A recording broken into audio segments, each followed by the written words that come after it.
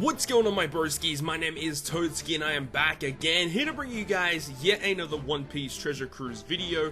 In today's video, I'm going to be showing you guys the teams that I used in order to take on all 5 rounds of COLISEUM NEKOMAMUSHI. Now, before we get into this video, just going to say that, once again, this is a very difficult piece of content in One Piece Treasure Cruise, so don't be disheartened if you cannot beat it. It is very difficult. However, the teams I am using in this video, I know a lot of people cannot make, but these are just the teams that I used and what I thought was fun in order to beat this specific content. So hopefully you guys do go on to enjoy the video. If you guys do enjoy it, make sure to smack the like button down below. But other than that, guys, let's get straight into today's video.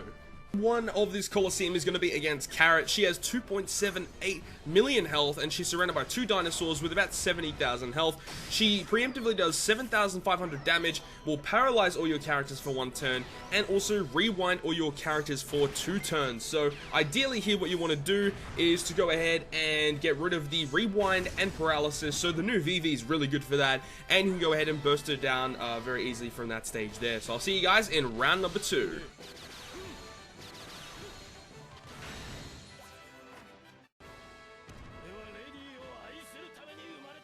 Round number 2 is going to be against Pedro. Now, Pedro has 4.3 million health, and he'll attack every 2 turns for 8,100 damage. His preemptive attack changes all your orbs into meat and tandem, will lock them for 1 turn, will also seal your captain and your friend captain for 1 turn, and also cuts your health by 80%. Do not get him below 60 or 30% though, because then he'll activate certain damage limiters, which will make it extremely difficult to take down Pedro at that stage. So I will see you guys at stage number 3 of COLISEUM NEKOMAMUSHI.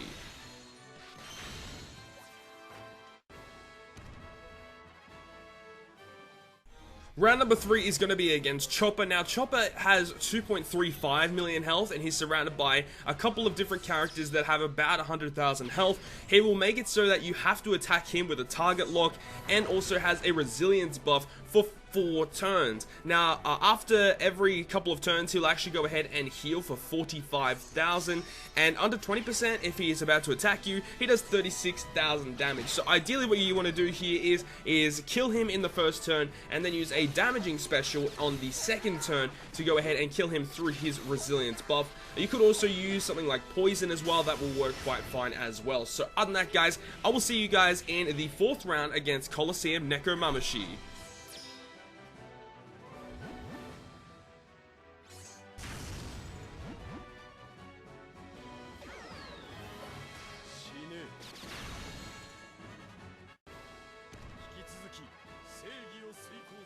Round number 4 is going to be against Kanjuro. Now, Kanjuro has a 1-hit perfect barrier, and as a preemptive attack, will go ahead and slot seal your left column, and then your right column gets given negative orbs, and you also are given blindness for 2 turns. So this is going to be a very annoying COLISEUM to get rid of, but what you want to do here ideally is to actually just go ahead and stall out the debuff of your blindness and your slot seal, and then from there you should be able to take out Kanjuro reasonably easily. He does have 4.25 million health though, so he is pretty tanky. But other than that, guys, I will see you guys in the last round against COLISEUM NEKOMAMUSHI.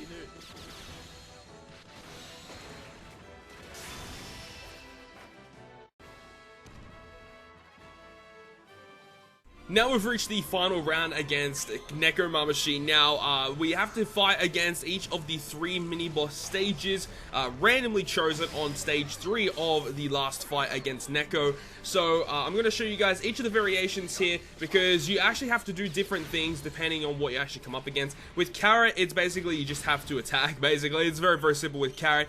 But with Pedro and Chopper, there are a couple of different things you need to take care of. So, when you are against Pedro, what will happen is he cuts your health by 80%, and he gives you all tandem and recovery orbs, and because they count as matching with the Zunisha, he basically gives you 2 turns of guaranteed matching orbs, which is super good. What you want to do is because your health is so low, you can actually tank 1 hit from the stage 4 Kanjuro, then activate a Lucci special, which will actually give you 20% recovery, and then that can allow you to tank another hit from Kanjuro on stage 4. So just thought I might let you guys know about that, on how you might survive survive against Kanjuro, you actually use a Lucci special, which will actually give you the heal for this specific team. Against Chopper, you want to kill him on the first turn, and then you want to go ahead and use one of the Lucci specials to kill him through his resilience buff. So that is the way that you actually take care of it here. And then you want to try and leave the orbs on the left-hand side matching, so that when the slot seal is completely removed, then you actually have some matching orbs to take care of Kanjuro, and the Fuji special gives you more matching orbs. So that's the way that this team kind of gets rid of Kanjuro on stage 4 after taking care of Chopper. Following stage 3, we have to take on Kanjuro once again. Kanjuro only has 2.06 million health this time, so about half of his health compared to his previous stage before, and he does the exact same thing. So depending on what kind of variation you actually came up against, you might have to do different things depending on what team you guys are bringing against this specific fight. But all in all, not too difficult as long as you do have reliable strength characters with some good specials. Obviously, Raid Fujitora is amazing, giving matching orbs and a 2x orb effectiveness to our powerhouse characters, so extremely good. But then we find the boss, which is NEKOMAMUSHI. So Neko has a 5 hit barrier with 4.1 million health, so he is extremely tanky, and you can't even use a health cutter unless if you use Blackbeard as a captain to actually do damage to him with a health cut, which is pretty crazy.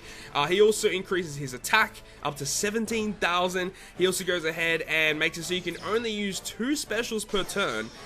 He makes it so that red, green, and blue orbs will appear less, and also has a delay protector. He's extremely annoying to take down. Under 50%, he does 200,000 damage, so you might want to be careful about that. One thing about this guy is that he actually revives with 1.2 million health, and will go ahead and remove all buffs that have been activated. So you got to be very, very careful about that as well.